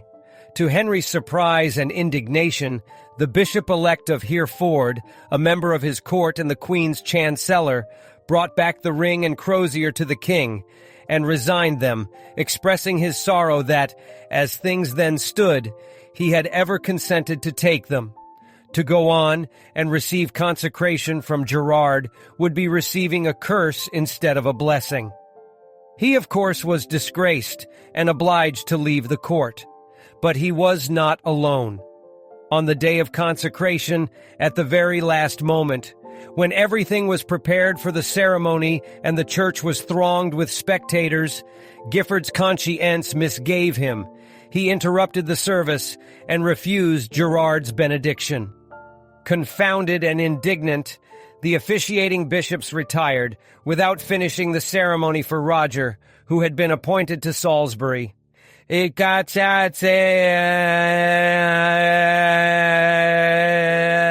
this, a shout burst from the whole multitude, who had come together to see the issue. They cried out with one voice that William was for the right, that the bishops were no bishops, but perverters of justice. With changed countenance and burning with rage at the insult, they rushed to the king to make their complaint. Gifford was summoned to Henry's presence. Menaces on all sides were showered on him. There he stood, one says Edmer, but he would not flinch from the right, so he was despoiled of all he had and driven from the realm. Anselm protested strongly and repeatedly, of course without effect, yet Henry had learnt what he had scarcely looked for. If the court clergy were becoming infected with Anselm's views of church and state, and were beginning to turn on their patron, it might be time to think of some rougher and more summary way of finishing the dispute. Henry, the most dissembling of men, was visibly showing his impatience. It was at all events necessary to get Anselm out of England, out of sight, and cut off from communication with the clergy. On some trifling pretext, the king suddenly made his appearance at Canterbury. His real intention was, by some means or other, to drive the archbishop away. A letter had by this time come from the Pope. The king refused to see it. Anselm, on the other hand, dared not break the seal, for its contents might involve an immediate rupture. And further, to avoid the suspicion of forgery, he wished it to come sealed into the king's hands. But Henry had come to settle matters. He must have his own, he said, whether the Pope agreed or not. Let everyone who loved him know for certain that whoever refused him his paternal customs was his enemy. Rumors were becoming rife among those most in his confidence of intentions of violence. The quarrel was waxing hot, and the future looked dismal and full of danger. The very nobles, says Edmer, on whose advice Henry depended, I have seen in tears at the thought of the mischief which was at hand. Special prayers even were offered up for the crisis. But in the midst of this excitement, Henry all at once changed his tone. He took up the language of entreaty. Would the archbishop go to Rome himself and try his influence there? Anselm answered that, if his peers thought it right for him to go, he was ready, as God should give him strength, but that, even if he should reach the threshold of the apostles, he could do nothing to the prejudice of the liberty of the church or his own honor. He could but bear witness to facts. The reply was that nothing more was required. The king's commissioner would be there also to plead for his master. 4 days after this had been settled, he was on horseback, leaving Canterbury to cross again the length of Europe, a feeble, time-worn man on the verge of 70, but fearless and cheerful as ever. The intense heat of the season stopped his progress and gave him a month of quiet in his old home at B, but he was on his way again before the summer was over. Henry had now gained his point in having got Anselm out of England. He had no wish that he should be seen and heard at Rome. It would be much more to his purpose if Anselm could be detained in Normandy or France. We find incident ally from one of Anselm's letters that the king had suddenly become anxious about his archbishop's health and the fatigues of so long and rough a journey. He strongly recommended the archbishop to spare himself, to halt somewhere, and transact his business at Rome by envoys. Anselm's answer is dated from the passes of Mont Cenis. He is thankful for the king's care for him and assurances of his esteem, but he was too far on his way now to think of turning back. He must go on to his journey's end. L. At Rome he found his old companion in these transactions, William Warelwast, and in due course the subject was brought before the Roman court. Warelwast urged the old ground of usage. Moreover, the English kings were distinguished for their munificence to the Holy See, and he knew for certain, he said, that if investitures were not allowed, it would be so much the worse for the Romans, and they would be sorry for it when too late. He had his friends in the Curia. His words were received with encouragement. Many of the cardinals thought that the wishes of so great a man as the King of England were on no consideration to be overlooked. Anselm was silent. Paschal also had not spoken, and Warelwast was emboldened. Let what will be said, he exclaimed with vehemence. Know all present that if it should cost him his realm, King Henry will not lose investitures. Sayest thou that King Henry will not give up investitures? Was the quick rejoinder. Nor before God will Pope Paschal to save his head. Let him have them. The sound of which words exceedingly dismayed William. He obtained, however, for Henry a personal exemption for a time from excommunication. Anselm was ordered to hold communion with him, but not with any of the other offenders, who were to remain under excommunication till the archbishop saw grounds to take off the sentence. Warelwast worked hard after Anselm had left Rome to gain some further concessions, but all he could get was a kind of coaxing letter from the Pope to Henry, to smooth down the sternness of refusal with compliment and congratulation about his successes and his distinguished and glorious consort, and the son she had just brought him, whom we have been told you have named William, after your illustrious father, appealing to his devotional feelings, assuring him that he was parting with nothing really valuable, and promising him on his compliance to indulge him with any favor he might ask, besides the apostolic absolution for himself and his queen, and the protection of the Roman Church for his son. The Pope scarcely knew King Henry. Warelwast overtook the Archbishop's company, who were escorted through the Apennines by the great Countess Matilda, and traveled with him as far as Lyons. There he delivered to him a message from Henry, the last expedient if the Roman negotiations failed. Ganchi! The king earnestly desired his return to England, if he was willing to do all that his predecessors had done to former kings. "Is that all?" said Anselm. "I speak to a man of understanding," was the reply. It was intelligible enough, and accordingly Anselm took up his abode a second time with the Archbishop of Lyons, and Warelwast returned to England. Thus was Anselm a second time cast out to eat the bread of strangers, thrown aside and forced to sit by, checked, humbled, and sick at heart, while the great powers in church and state exchanged their messages of civility and carried on the game for which he was suffering by the most approved rules of political maneuver.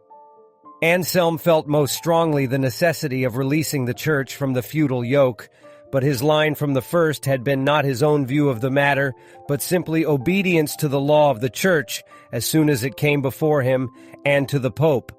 Only let the Pope speak out, and he was ready, as he showed afterwards, to abide by his decision. "You tell me,"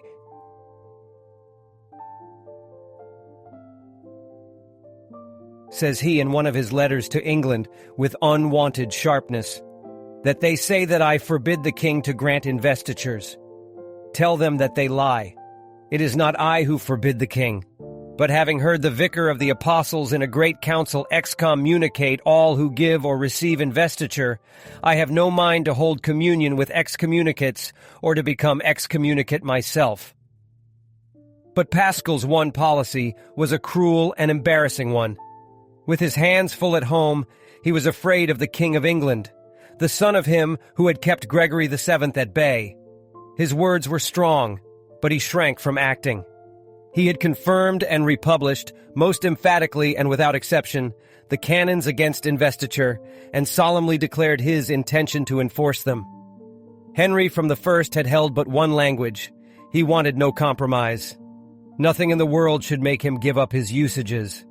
And yet Paschal had allowed, or rather encouraged, embassy after embassy in endless succession to come with its hollow compliments and unvarying message, and to return, as it was intended, with a letter of expostulation or at most a distant menace. Nothing could better suit with Henry's wishes and policy, and thus Anselm, whom the Roman court was well content to see the champion of ecclesiastical liberty, was in reality left to fight his battle, as he best could, alone. With words indeed of respect and praise, but with little hearty aid, and with instructions which, he complained, only embarrassed him. And in England, friends and foes alike tried his patience, teasing, mistaking, and criticizing him. The king, greatly relieved by his absence, sent fresh embassies to Rome and seized the archbishop's revenue for his own use, as if he had been a convicted traitor. Yet, says Eadmer, with consideration and tenderness. At the same time in his letters he was as bland and smooth as ever, so full of respect and attachment to Anselm, so grieved that he could not be with him as Lanfranc had been for many years with his father. Meanwhile he had no objection that Anselm should be allowed what was convenient out of the revenues of Canterbury L. But Anselm's questions to him as to his intentions for the future were asked in vain. Then, on the other hand, Queen Matilda, good Queen Mold, amiable, warm-hearted, religious lady, could not live without her venerable confessor. She could not understand why he should stand out so obstinately against her lord and master's kind wishes. She argued with the archbishop, to soften what with all respect she must call his iron heart. She incessantly importuned him, with a lady's impatience of reasons and means, to find some way by which neither he might do wrong, nor the rights of majesty be infringed. J. His poor monks, too, at Canterbury were sore beset by the king's exactions. They were perplexed in conscience. Jealousies and complaints were becoming rife. Everything was getting into disorder. They wanted their head among them, and their very loyalty and affection made them fretful and peevish, that in spite of the king, he did not return.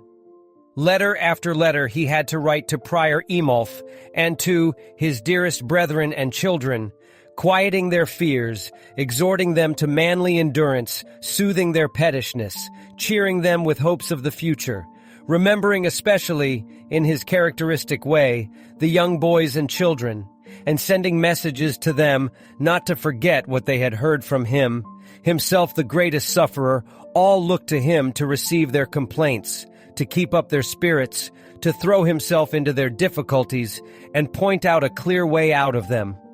Distrust, irritation, perplexity, all found their way to his ears. The sufferings and scandals of the day were all laid at his door, thrown in his teeth by ill nature, gossip, or impatient zeal. Was he so holy that he could not do as Lanfranc had done? Was he such a coward as to fly from his post at the word of one William? How could he bear the thoughts of the judgment seat and the souls which he might have rescued by his presence in England? Such were the two questions addressed to him by his own party. Critics of another sort charged him with letting wicked clerks invade and lay waste the church without rising up against them, while, what was only less mischievous and culpable than his negligence, he was depriving the king of his rights. The trouble, which he endured shows itself in his correspondence in the quiet, nervous plainness of language which marks struggling but repressed vexation. His great comfort during these years of exile was the steady attachment of Gundulf, Bishop of Rochester.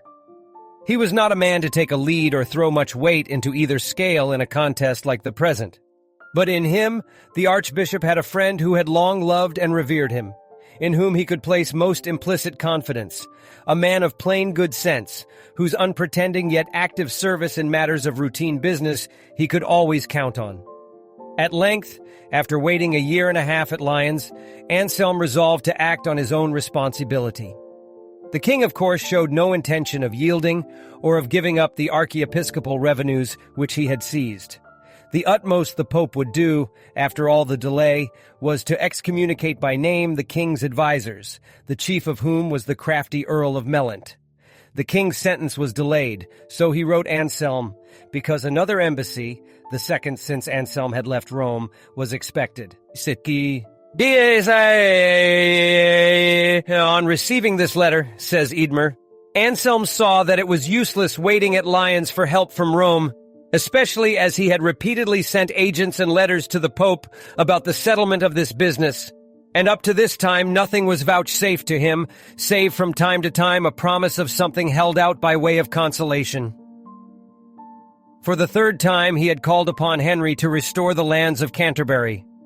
The cause is not mine, but God's, entrusted to me, and I fear to delay long to cry to God. Force me not, I pray you, to cry sorrowfully and reluctantly, Arise, O God, and judge thou thy cause. While Henry had returned no answer save his usual smooth evasions, blandientem sibi dilationem, and Anselm then resolved to approach the borders of Normandy and fulfill his threat. This alarmed Henry. An excommunication from Anselm at this time would have been a serious embarrassment to him. He had enemies enough on all sides looking out for an opportunity of attacking at advantage a power which was not loved overmuch, potestatem non adeo amatam, which threatened or had injured them, and he was besides on the point of attempting the conquest of Normandy. His sister, the Countess of Blois, mediated, and a conference was arranged between him and the archbishop at a castle called L'Aigle. Henry was all respect and complaisance, expressed the greatest delight at meeting Anselm, and would always go himself to the archbishop's quarters instead of sending for him. The result was that the revenues of the see were given up, and Anselm restored to the king's favor. But things were far from being settled. Henry was not a man to yield while a single chance remained to be tried. The old question was still open. There must be fresh communications with Rome, which were put off as long as possible. Meanwhile, Anselm could not return to England. Henry made the most of the interval. He was just at this time in pressing need of money for his war in Normandy, and the Church, of course, did not escape. In the manifold contributions, which never ceased before the king went over to Normandy, and while he was there, and after he came back again, J. Henry had some skill in inventing, on such emergencies, new 43 facta, matters for fine and forfeiture, questions for the Curia Regis, to settle between him and his lieges. On this occasion, he was seized with a zeal for church discipline. Many of the parochial clergy were living in disobedience to the canons of a late synod at London, which had forbidden clerical marriage.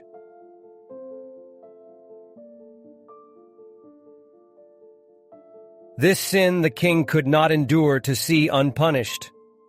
So, to bring the offenders to their duty, of his own mere motion he proceeded to mulct them heavily.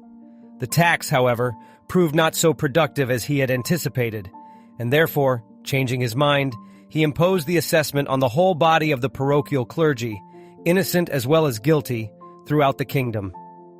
Anselm expostulated.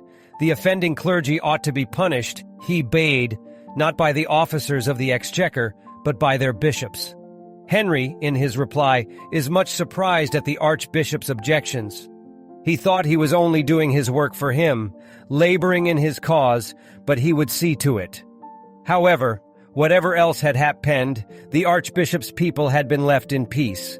But as to the mass of the clergy, seizures, imprisonment, and every kind of annoyance had enforced the tax-gatherers' demands. 200 priests went barefooted in procession in alb and stole to Henry's palace, with one voice imploring him to have mercy upon them. But they were driven from his presence.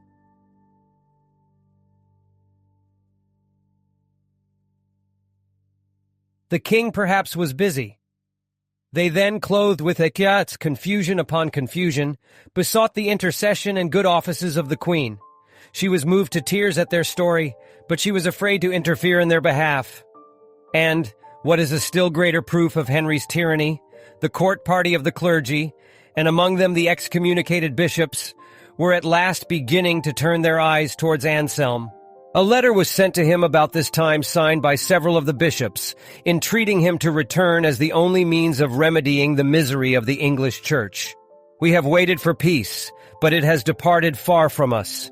Laymen have broken in even to the altar. Thy children, they continue, will fight with thee the battle of the Lord. And if thou art gathered to thy fathers before us, we will receive of thy hand the heritage of thy labors. Delay then no longer. Thou hast now no excuse before God. We are ready not only to follow, but to go before thee, if thou command us. For now we are seeking in this cause not what is ours, but what is the Lord's. Among the names attached to this letter are those of Gerard of York, Herbert of Norwich, and Robert of Chester. At length the envoys returned from Rome with Paschal's final instructions to Anselm. He was firm in prohibiting investiture, but yielded the point of homage. We must stoop, he wrote to Anselm, to raise the fallen. But though in doing so we are bent and appear to be falling, we do not really lose our uprightness. Anselm felt as strongly about one homage as about investiture, but it was his duty to obey, and he prepared to do so. He was long detained in Normandy by a desperate illness, for his health, never strong, was now completely broken by anxiety and hardship. Henry began to fear that he should, after all, lose the credit of his reconciliation and reluctant concessions, and should have to bear the odium of having driven a man whose character and prolonged sufferings had been year after year rousing more and more the sympathy of England and France to die in exile. But Anselm recovered, and in the autumn of 1106 returned to England. A further delay of a year took place before matters were adjusted. Henry was during part of this time in Normandy, where the decisive Battle of Tinchebrai placed his brother Robert and his dominions in his power. And later, the presence of Pascal at the Council of Troyes gave the king a new pretext for postponement. At length, on the first 3 days of August 1107, a great council was held in London where the subjects in question were debated between Henry and the bishops, the archbishop not being present. A party among the bishops still held out for the old usages, but they were overruled. Henry, in the presence of Anselm, and in a larger assembly to which the commons were admitted, solemnly allowed and ordained that no one should hereafter forever receive investiture of bishopric or abbey by ring and crozier from the king, or any lay hand, and Anselm agreed not to refuse consecration to bishops or abbots who had done homage to the king for their benefices. So ended Anselm's long battle, just soon enough to give him a short breathing time before he was called away. And now what good came of the result? Was it a victory? Was it worth the gaining? Dr. Lingard thinks cheaply of it. On the whole, he says, the Church gained little by the calm promise. It might check, but it did not abolish the principal abuse. If Henry surrendered an unnecessary ceremony, he still retained the substance. The right he assumed of nominating bishops and abbots remained unimpaired. This is an easy view of the subject and perhaps a convenient one when writing in the 19th century on behalf of churchmen of the 12th. It may produce a better impression of them to underrate their claims and what they achieved, to represent Anselm as, in the true spirit of conciliation, giving up part of his pretensions and treat the king's reluctant submission as the mere surrender of an unnecessary ceremony. But the position is scarcely tenable. The Church of those days did aim at, did gain, did use more power than Dr. Lingard would imply. Investiture was held too pertinaciously to have been a mere unnecessary ceremony, to have been given up without defeat. What Anselm did, what all parties then felt to be a triumph, was to break the prescription of feudalism, a prescription which delivered up the Church, bound hand and foot, to the will of rulers who could no longer be trusted, against whose corruption and usurpation there was no ordinary remedy. The dangerous tendencies of the day were not completely indeed, but in a real and marked manner checked. It was settled that the Church was not irrevocably bound up with the doctrines of the feudal law. When Henry gave up investiture, he broke in, as he truly felt, on a great system. He surrendered what not merely reminded the Church of his power over her, but what actually, as things were then, gave him a title to command unqualified obedience from the clergy and made resistance to his will treason. Homage indeed remained, a very solemn form of surrender of life and limb, and earthly worship, but it remained broken off from the other ceremony with which it had been so long connected, without meaning, or forced into a new one, an anomaly, a mere form of common fealty, a memorial of power lost, an engagement which in its old stringent shape the common lawyers of succeeding reigns came to see was inconvenient in a man of religion, for that he hath professed himself to be only the man of God. This, almost more than the question of nomination, was the vital point to establish. Even if elections had remained as they had been, it would have been a victory to carry it. But in truth, the king's exclusive right of nomination was, naturally and of course, very much affected also. For where the state recognizes the Church, the election of her rulers, even if popular in theory, cannot but be the result of mixed influences. No practical man in the 11th or 12th century dreamed of excluding altogether the king's voice. The question was one of checks and counterbalances, however at times it might be strongly and nakedly stated. Whatever therefore weakened the king's hold on the bishops as mere feudal vassals, weakened also his claim to exclusive nomination, and let in varying measure, the influence of the Church. The claim indeed, even in William the Conqueror's time, seems never to have been more than a customary act of power, without any such pretext of legal consistency as the claim of investiture. It was a claim much like that of a great landholder or borough proprietor to return his member. But early in Henry's reign, we hear of the form of election by the clergy and people, that one is, the acknowledged form, dormant apparently under the despotism of the preceding kings, revived of itself when Henry in his early and unsettled days promised liberty to the church. His concession of investitures would practically have the same effect, and in a still greater degree. And it is probably to this practical effect, not settled by formal stipulation, because the right was not denied in theory, that Eadmer refers when he says of Henry that, when 3 he gave up investiture, he also left the customs of his predecessors, and no longer elected prelates at his own will, per se elegit, an account which is confirmed by a letter of Anselm to the Pope, while the influence which he still retained may account for William of Malmesbury's statement that he retained the privilege of election. The election of Archbishop Ralph, Anselm's successor, supplies the best illustration of the change brought about in this respect. The king's influence, though visible and weighty throughout, is no longer the mere nomination of the Conqueror or William Rufus. The voice of the Church, both through the bishops and through the more immediate representatives of the common 3 people, the monks, makes itself distinctly heard and really affects the election. But after all, in the great battles of the world, it is not mere carrying points, which constitutes victory and makes the combatants toil and suffer ings worth undergoing. Terms of accommodation and compromise are very far from showing always which is the winning, the rising side. To have enabled a cause to show its strength or its greatness, to have palpably called out in its behalf wisdom, courage, faithfulness, heroic energy, heroic endurance, to have looked in the face for its sake what men commonly shrink from, to have resisted unto blood. This, even under outward disadvantage and failure, is really victory.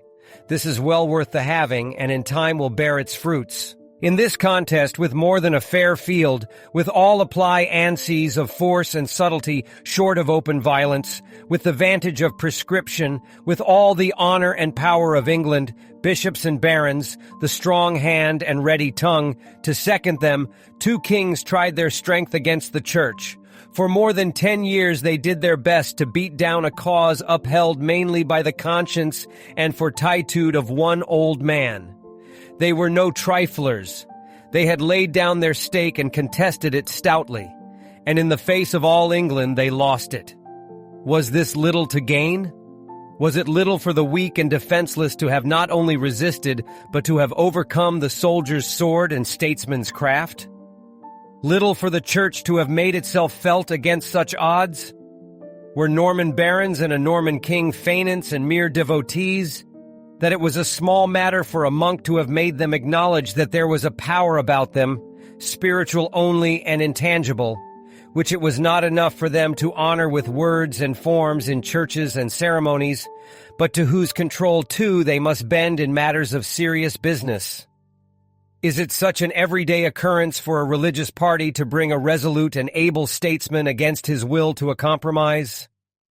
Was it possible that Anselm, who had twice bailed from England in disgrace, leaving behind him the sympathies of few besides monks and Saxon churls, should after 10 years of banishment return, the same old monk with his monkish retinue, though greeted and ministered to by the Queen of England, and should have his cause allowed in full Parliament by his most violent opponents, by King Henry himself, without impressing on his age, in a way not to be at once forgotten, that the spiritual claims of the Church were a reality of some consequence, that an Archbishop of Canterbury might be something more than a venerable old man in rich vestments, whose chief business was to place the crown on the king's head at the high tides of the year. He broke a spell. He showed that, though the days of martyrdom were gone by, so he thought I, rather prematurely perhaps, men of consequence and name, guests in kings' palaces, accustomed to be treated with tenderness and spoken to softly and honorably, might still in sober earnest have to rough it for a bare principle. A needful lesson often, when society has got into fixed ways and takes high truths for granted, when those truths have become mixed up with matters of everyday business, things to be seen and felt, ceremonial and etiquette, made ready by the hands of men about which they laugh or gossip or yawn, or still worse, cheat and lie. This atmosphere of custom and commonplace has a sad effect in tarnishing the glorious and heroic in con, founding the great and the little, in making it unpractical and visionary to do anything but go on as we have been going. So things remain till they sink into ruin, or till amid dullness and wrong. Headedness and quackery, some man of free and genuine mind discerns what is really noble and worth exalting, and is willing at the risk of at least being called a bigot or an enthusiast to sacrifice himself to it. Anselm had got hold of such a principle.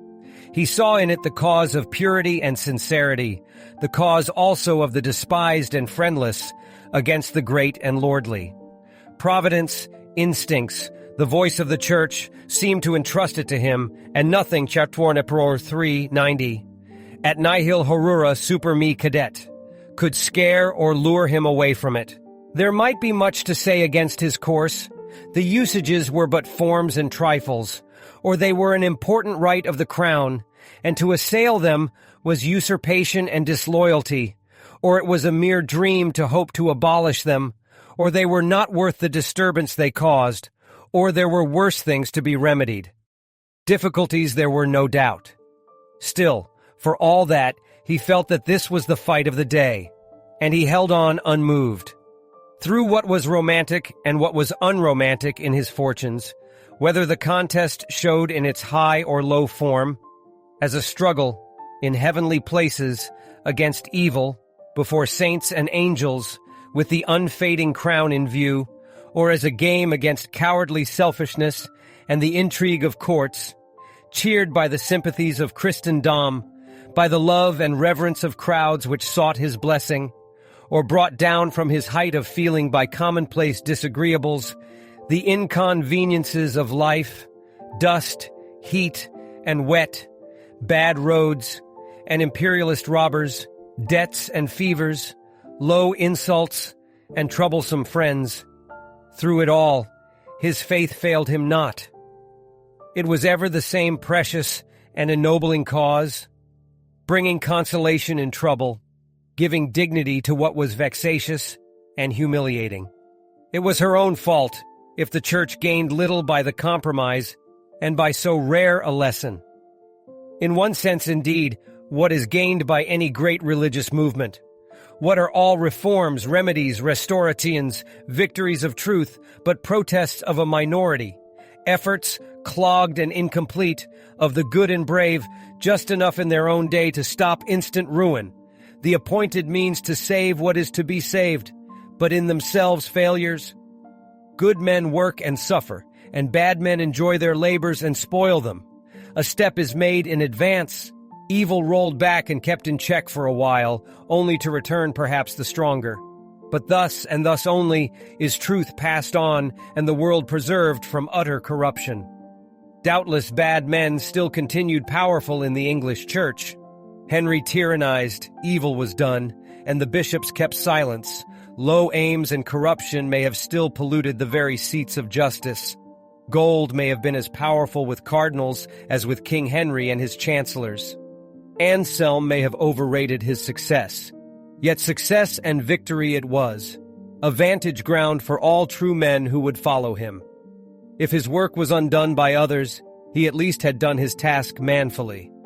And he had left his church another saintly name, and the memory of his good confession, enshrining as it were her cause, to await the day when some other champion should again take up the quarrel, thus from age to age to be maintained, till he shall come for whom alone it is reserved, to still forever the enemy and avenger, and to root out all wicked doers from the city of the Lord. The struggle ended, Anselm applied himself during the short time that was left him to carry out those great objects which had given importance to the contest, the reformation of the clergy and the protection of the poor. And to do Henry justice, it must be said that in the latter point, while the archbishop task was now ended. Soon after his return, he lived. He seconded him vigorously. But Anselm's his friend Gundulf, and in little more than a year he followed him. We shall give the account of his last days in the words of one who had shared his sufferances and who watched by his deathbed, the monk Eadmer. During these events, the final settlement of his dispute with the king, he wrote a treatise concerneth the agreement of foreknowledge, predestination, and the grace of God, with free exiu, in which, contrary to his wont, he found difficulty in writing. For after his illness at Bury St. Edmunds, as long as he was spared to this life, he was weaker in body than before, so that when moving from place to place, he was from that time carried in a litter instead of riding on horse. Back. He was tried also by frequent and sharp sicknesses, so that we scarce dared to promise him life. He, however, never left off his old way of living, but was always engaged in godly meditations, or holy exhortations, or other good works. In the 3rd year after King Henry had recalled him from his second banishment, every kind of food by which nature is sustained became loathsome to him. He used to eat, however, putting force upon himself, knowing that he could not live without food. And in this way, he somehow or another dragged on life through half a year, gradually sinking day by day in body. Though in vigor of mind he was still the same as he used to be. So, being strong in spirit though but very feeble in the flesh, he could not go to his oratory on foot. But from his strong desire to attend the consecration of our Lord's body, which he venerated with a special feeling of devotion, he caused himself to be carried thither every day in a chair. We who attended on him tried to prevail on him to desist, because it fatigued him so much. But we succeeded, and that with difficulty, only 4 days before he died. From that time he took to his bed, and with gasping breath continued to exhort all who had the privilege of drawing near him to live to God, each in his own order. Palm Sunday had dawned, and we, as usual, were sitting round him. One of us said to him, "Lord Father, we are given to understand that you are going to leave the world for your Lord's Easter court." He answered, "If his will be so, I shall gladly obey his will. But if he will rather that I should yet remain among you, at least till I have solved a question which I am turning in my mind about the origin of the soul, I should receive it thankfully, for I know not whether anyone will finish it when I am gone. I trust that, if I could take food, I might yet get well, for I feel no pain anywhere, only a general sinking from weakness of my stomach, which cannot take food." On the following Tuesday, towards evening, he was no longer able to speak intelligibly. Ralph, Bishop of Rochester, asked him to bestow his absolution and blessing on us, who were present, and on his other children, and also on the Bang and Queen with their children, and the people of the land who had kept themselves under God in his obedience. He raised his right hand, as if he was suffering nothing, and made the down sign of the Holy Cross, and then drooped his head and sank. The congregation of the brethren were already chanting matins in the great church, when one of those who watched about our Father took the book of the Gospels and read before him the history of the Passion, which was to be read that day at the Mass. But when he came to our Lord's words, "Ye are they which have continued with me in my temptations, and I appoint unto you a kingdom, as my Father hath appointed unto me, that ye may eat and drink at my table."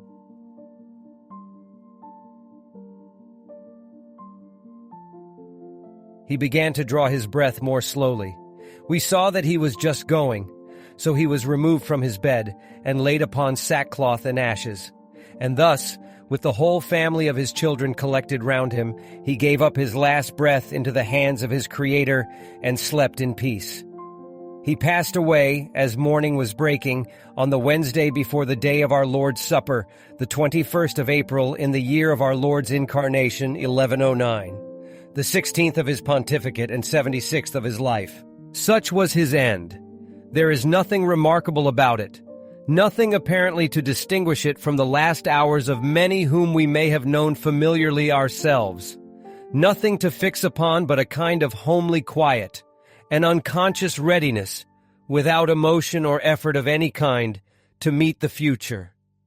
Death is at the door, yet he seems to be but continuing his wonted tenure of life, as when he was a monk at B. There is no break. He seems not to feel anything unusual to be coming on. He talks of death as of some mere ordinary hindrance to his work. The combatant, the confessor, the veteran of 10 tempestuous years, is there just finishing his course. But all traces of the storm and battle have disappeared. There is no scar to be seen, no heaving of the waters, no look thrown back to the past or forward to the future. For God he has suffered and toiled. To him he leaves the church. His own share in the work done, he has fallen back, as of course, into his old ways of living and thinking. He says little, but one thing is evidently filling his thoughts, the contemplation of the mysteries of the faith. And at the end, he seems to vanish. He passes away, amid chanting of psalms and gospel lessons, sacra, ments, and blessings, sackcloth and ashes, the accompaniments of his everyday life. Strange contrast to the thrilling and awful scene which closed with such grandeur the career of the next confessor of the Church.